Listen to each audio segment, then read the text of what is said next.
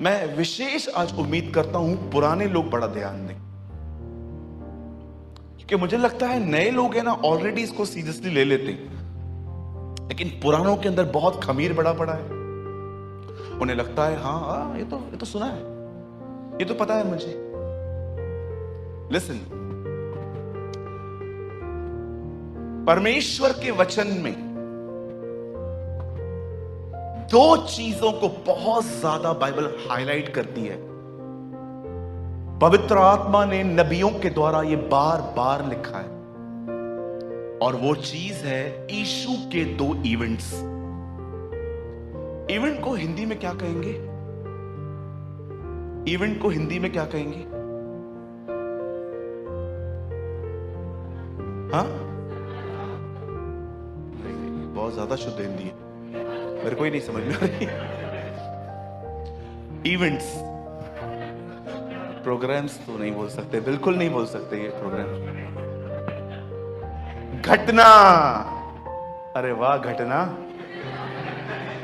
परमेश्वर के वचन में दो तरह की घटनाओं का बहुत ज्यादा जिक्र है, और मैं चाहता हूं आप फिलहाल लिखे नहीं, आप सुने, बाद में घर जाके नोट्स बना सकते हैं आप। इन दोनों घटनाओं के विषय में मुझे पता है आप में से हर एक को पता होना चाहिए। पहली घटना है उसके देह में प्रकट होने की, और दूसरी घटना है उसके बादलों पे प्रकट होने की। आप पूरी बाइबल पढ़ लीजिए, आपको पहला व्यक्ति जिसने प्रभु यीशु मसीह को बादलों पर आते देखा था वो हनोक है। अब आराम से पढ़िए, आदम की 7वीं पीढ़ी का हनोक प्रभु के स्वर्गदूतों के विषय में कि वो कहता है कि देखो वो अपने पवित्र के साथ आ रहा है। पहली बार प्रभु यीशु मसीह को बादलों पे जानते हो किसने देखा था? हनोक ने। उसके बाद अगर प्रभु यीशु मसीह को किसने बादलों पे देखा था तो वो है दानियल नबी। पहली बात जिस पे खुदा बड़ा जोर देता है वो है मेरे बेटे का देह में प्रकट होना। ये ऐसा एक सिद्धांत है, जब यीशु के दिनों में पता है इसका विरोध हुआ था।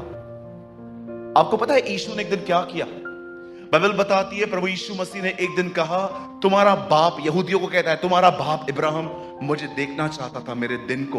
वो लोग कहते हैं तेरी उम्र ही क्या है, तू ये सारी बातें करता है, तू तो छोटा है, इब्राहिम तो बहुत पहले था, तूने कैसे देख लिया? अब यीशु को ये कहना चाहिए ना कि इब्राहिम से पहले मैं पैदा हुआ था। जानते हो उसने क्या कहा? इब्राहिम से पहले मैं। जब उसने कहा ना मैं हूं, वो सभी जानते थे ये नाम सिर्फ यहोवा परमेश्वर यूज करता था, मैं हूं। इसके कारण वो उस पर भड़क गए थे। एंड यू नो, अपने दिनों में जब यीशु ने अपने आप को खुदा कहा कि मैं परमेश्वर हूं और देह में प्रकट हुआ हूं, बहुत लोग इसका विरोध करते थे। इवन जब यूहन्ना अपनी किताब लिखता है, पहला यूहन्ना, तो वो क्या कहता है? मसीह का विरोधी कौन है? वही जो मसीह के देह में आने का इनकार करता है। पढ़ के देखिए, वो कहता है हु इज एंटी क्राइस्ट? कौन है मसीह का विरोधी? वो व्यक्ति जो ये नहीं मानता कि परमेश्वर यीशु में आया। याद रखना, ये दुनिया एंटी गॉड नहीं है, ये दुनिया एंटी क्राइस्ट है। सब मानते हैं एक परमेश्वर है, लेकिन बहुत कम मानते हैं कि उसी परमेश्वर ने यीशु को भेजा। इसीलिए आजकल एक नया नारा है, सब रास्ते एक। ये दुनिया एंटी गॉड नहीं है, ये दुनिया एंटी क्राइस्ट है। हर कोई बिलीव करता है एक मालिक है, अलग अलग नाम से उसको पुकारते हैं, लेकिन जो इस पर विश्वास करता है कि उसी परमेश्वर ने बेटे को भेजा, यीशु को भेजा देह में, उसका उद्धार होता है। यू नो, जब बाइबल पाक, कलाम पाक कहता है कि उन दिनों में दो चीजें थी जो बहुत ज्यादा प्रीच की गई थी। पहला, प्रभु यीशु मसीह का पहली बार देह में प्रकट होना, और सेकंड टाइम उसका बादलों पे आना। अब देखिए, मैं चाहता हूं आप सब बड़े ध्यान से सुने। जब यीशु देह में आया, जब परमेश्वर ने देह धारण की, तो आप में से कितने लोगों ने यह बात देखी? जब वो पहली बार आया तो पहली बार आते ही वो अपने दूसरे बार आने की बातें कर रहा था। वो कई सारी चीजें बता रहा था दोबारा आने के लिए कि मैं कैसे आऊंगा, कैसे लोगों को कलेक्ट करूंगा, कैसे मैं अपनी दुल्हन को तैयार करूंगा। सुनिए, प्रभु यीशु मसीह का पहली बार आना और उठाया जाना कंप्लीट हो चुका है।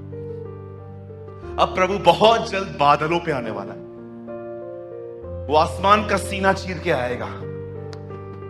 पर मैं आपको बताना चाहता हूं, आप में से हर व्यक्ति को यह पता होना चाहिए वो किस तरह के लोगों को ले जाएगा। क्योंकि मैं आपको बताना चाहता हूं, इस दुनिया में लोगों को एक सरप्राइज मिलने वाली है।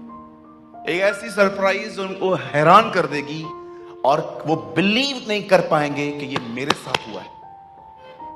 कभी कभी किसी के साथ अनफेयर चीजें हो जाती हैं, बाद में पता चलता है कि ये मेरे साथ हुआ है। ये ऐसी घटनाएं होने वाली हैं। और जानते हो वो कौन सी घटना है जो लोगों को हैरान कर देगी और वो ये कहेंगे ये मेरे साथ हुआ है? जानते हो क्या होगी? एक दिन कुछ लोग अपनी नींद से उठेंगे और अपने विश्वासी भाई बहनों को कॉल करेंगे और उनका फोन कोई नहीं उठाएगा। तब वो चिंतित होंगे कि कोई मेरा फोन क्यों नहीं उठा रहा। 1 2 3 4 लोगों को मैं फोन कर चुका हूं, चल घर पे होके आता हूं। और कुछ लोग जब अपने विश्वासी भाई बहनों से घर मिलने के लिए जाएंगे तो जानते हो उनके घरों में सिर्फ रोना होगा। और रोते रोते जानते हो वो आपको क्या कहेंगे? हम सुबह उठाने गए थे इसे, ये अपने कमरे में नहीं है, इससे जो कपड़े पहने थे वो कपड़े सिर्फ यहां पड़े। तब आपको पता चल जाएगा सब उठा लिए गए हैं, मैं रह चुका हूं। Not hallelujah. आप चाहते हो आपके साथ ऐसा हो, पर ये होने वाला है। This will happen. क्यों कह रहा हूं मैं इतना श्योरिटी के साथ कि कुछ लोग के साथ ये होगा? क्योंकि मैं कुछ लोगों के जीवनों को जानता हूं और मैं ये कह सकता हूं वे बिल्कुल तैयार नहीं है। आप सोचो, जो व्यक्ति चर्च में टेम्पर खो सकता है अपना भरी सभाओं में, उसकी घर की हालत क्या होगी? जो व्यक्ति पब्लिकली इतना स्पॉइल्ड है, सोचो उसकी पर्सनल लाइफ क्या होगी। मैं एक दिन इमेजिन कर रहा था, प्रभु समझ कोई रह जाता है, उसे पता ही नहीं चलता, तू आया उठा के लेके गया सबको। इसको पता कैसे चलेगा?